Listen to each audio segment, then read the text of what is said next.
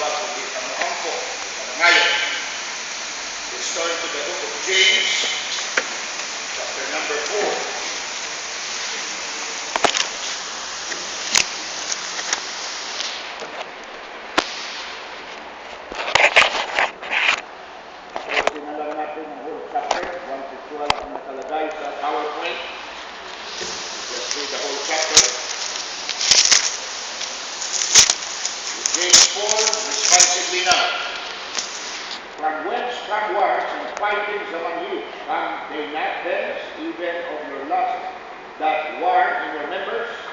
Ye lust and have not, ye kill and desire to have and cannot obtain, ye fight and war, yet ye have not, because ye ask not. Ye ask and receive not, because ye ask amiss, that ye may consume it upon your lust.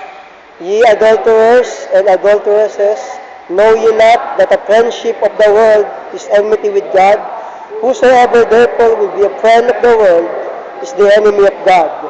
Do ye think that the Scripture saith in vain, the Spirit that dwelleth in us lusteth to envy? But he giveth more grace, wherefore he saith, God resisteth the proud, but giveth grace unto the humble. Submit yourselves therefore to God, resist the devil, and he will flee from you. Draw nigh to God, and he will draw nigh to you. Cleanse your hands, ye sinners, and purify your hearts, ye double-minded. Be afflicted and mourn, and weep. Let your laughter be turned to mourning, and your joy to heaviness. Humble yourselves in the sight of the Lord, and he shall lift you up. Speak not evil one of another, brethren. He that speaketh evil of his brother, judgeth his brother, speaketh evil of the law. Judgeth the law. If thou judge the law, thou art not a doer of the law, but a judge. There is one lawgiver who is able to save and destroy. Who art thou that judgest another? Go to now, ye that say, today or tomorrow we will go into such a city and continue there a year, and buy and sell and get gain. Whereas you know not what shall be on morrow, or what's your life. It is even a vapor that appeareth for a little time, and then vanisheth away. For that ye ought to say, if the Lord will, we shall live and do this or that. But now you rejoice in your boasting, all such rejoicing is evil. Verse 17 together now. For to him that knoweth do good, and doeth it not, to him it is sin. Panginoong Diyos, muli mo ay, okay, chapter 4 of James, ay he dealt the issue of faith here, ang pananampalataya. Bakit nagiging failure ang tinatawag na pananampalataya? So yan ang ating titignan ngayong gabi. I entitled the message, When Faith Fails. Kung ang pananampalataya ay nagiging failure. Medyo may pagka-artistic itong picture nito. Faith ang sa taas, but sa ilalim ay faith. No? So, nandyan ang dalawang faith or fails. So, when faith fails, what to do? Ano ang dapat gawin sa oras na ang pananampalataya mo ay patyas, failure? At walang isa sa atin na makapagsabi na, Pastor, talagang hindi pa ako nakaranas na nag-fail ang faith ko. Ito lang ang pwedeng magsabi niya. Amen. Lahat tayo, there are times in our life na minsan ay nagdududa tayo, minsan na nawalan pananampalataya, minsan gumagawa tayo ng mga action na hindi na naaayon sa kalooban ng Panginoon dahilan sa nawawala na ang ating pananampalataya. Hindi ko nais itanong kung ilang beses na. Hindi ito competition kung ano karami na ng faith ang faith mo kumpara sa iba. At the bottom line is, lahat tayo ay nakaranas ng failure ng ating pananampalataya. Amen. Mayroong panahon na tayo ay nanghina, na-discouraged to be, or nagkaroon ng mga duda, and that's where faith fails. Now, what to do? Anong gagawin natin sa oras na ang pananampalataya na ito ay matumba? Ang pananampalataya nito ay magkaroon ng defeat sa ating buhay.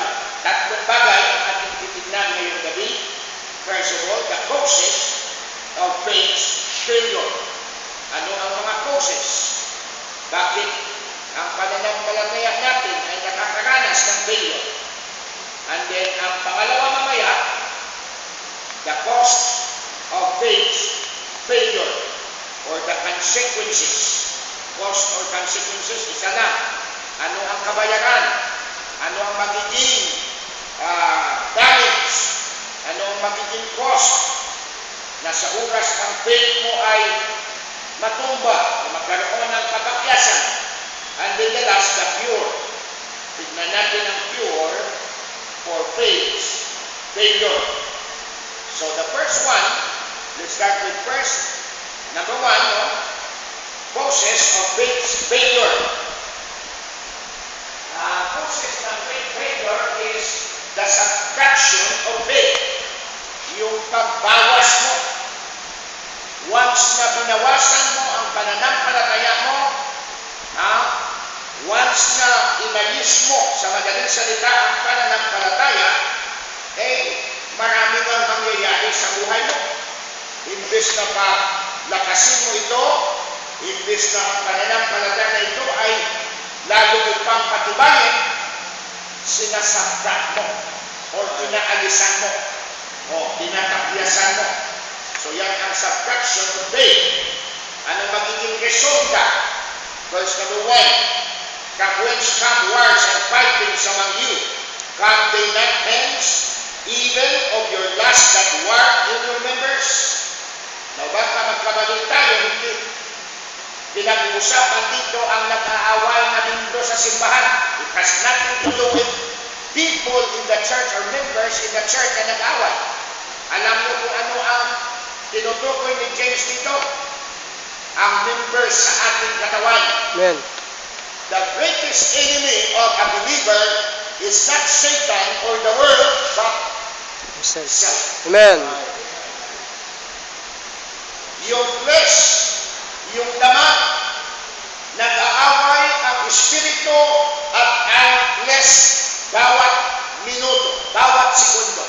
That's why sabi ni James, there is a war within you, a war in your members, and was referring to the body, na ang ating katawan na ito, mayroong hindi gusto, mayroong nag-aaway dito. Yan ay na-discuss ni Paul sa Galatians.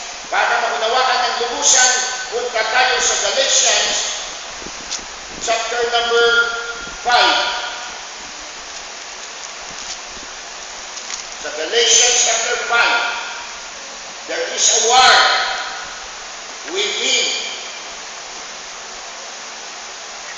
Sabi na rito, verse 17, balik ko sa verse 16, this I say then, walk in the Spirit, and you shall not fulfill the lust of the flesh.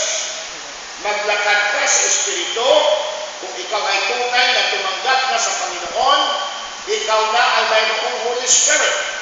And you must be guided, you must be influenced, or you must be filled by the Holy Spirit, so hindi ka maglalakad ng sarili mong desisyon, emotion. Yan ang flesh. Amen. Walk in the Spirit and you shall not fulfill the lust of the flesh. Why? Verse 17, for the flesh lusteth against the Spirit, and the Spirit against the flesh, and these are contrary the one to the other, so that you cannot do the things that you would. So anong nakikita natin? Mayroong away sa membro natin. Mayroong away sa loob natin, at palagi yan, moment by moment, hindi magkasundo ang dalawa.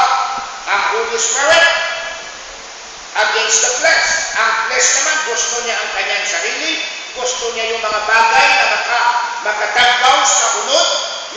bagay na para lang sa mga pisikal na bagay. Pero ang Holy Spirit ay gusto niya na mabuhay tayo, na may kabanalan, mabuhay tayo na para sa Panginoon. And there is a war within, and that is what James was saying. There is a war in your members. Amen. So the first cause of failure is war within.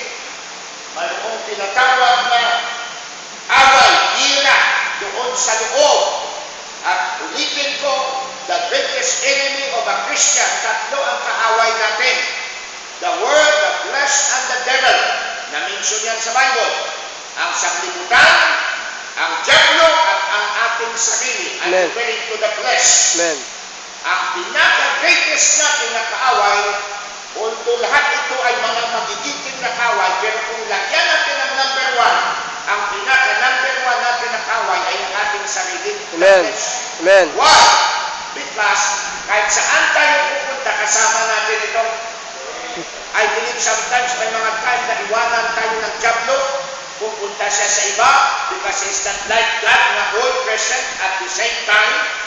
So, aatake siya sa iba, minsan iniiwan niya tayo, pero ang flesh ay palaging kasama natin.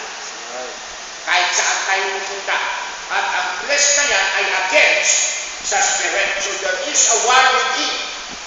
Nagkakaroon ng away. Ang gusto ng Espiritu maglingkod sa Diyos, ang gusto ng Espiritu magrebisyo, ang gusto ng Espiritu mga godly na mga bagay, pero ang flesh naman gusto niya worldly na bagay. So nag-aaway ang dalawa. Why? Because isubtract mo ang pagtubo mo.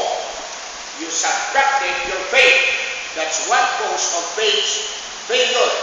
Number two, tignan natin ang pangalawa. Balik sa ating teksto. So James chapter 4. The second cause of faith failure ay hindi lamang war within. But number two, sabi diyan sa verse number 2, ye lust and have not, ye kill and desire to have, and cannot obtain, ye fight and war, yet ye have not, because ye ask amiss. What's the phrase na sinabi niya? Ye lust and have not. Number two, na causes of faith failure, hindi lamang war within, kundi worldly lust. Makasanglibutan na pagdanasan. Mga desire na patungkol lamang sa mga sanglibutan. Hindi masama na naririto tayo, pero hindi dapat tayo mamuhay na kagaya ng pamumuhay ng sanglibutan. Amen? Amen. Amen. Kung ano ang gawain ng sanglibutan, mag-inom sila, mag-inugog sila, Brother Lorenzo, hindi dapat magkuban kanila. Amen. Naata nini, pero dapat mubiyak na ka ni antong mga trabaho sa kalibutan kay dili maayo na, dili makapalikon sa ating pananampalataya, at ang mangyari niyan ay nababawasan ang pananampalataya mo. Subtraction of your faith ay nagiging worldly ang imong pagmanasa. You lust and have not, you desire to have and cannot obtain. So ito ang nagiging pangalawang cause ng faith failure. Hindi mo mawarik mga tao ngayon, lalo-lalo na mga young people, mas ganahan pa sila sa mga bagay sa sanglibutan kaysa sa simbahan. Amen. Mas ganahan pa sila sa mga binuang kaysa sa mga maayong mabutang sa pangalagad sa Why? Because yun na nga, walang pananampalataya, nag-fail ang ilang faith, at nag-resulta din ng worldly lust. Number 3, ano ba ang cause ng faith failure? Pag sinattract mo ang pananampalataya mo, there will be war within, there will be worldly lust, and then number 3, weariness in service. Weariness in service. Kuwan ka, laayon ka na sa pagpangalagad. Kanuya ka, basta ang Ginoo ng hisgutan.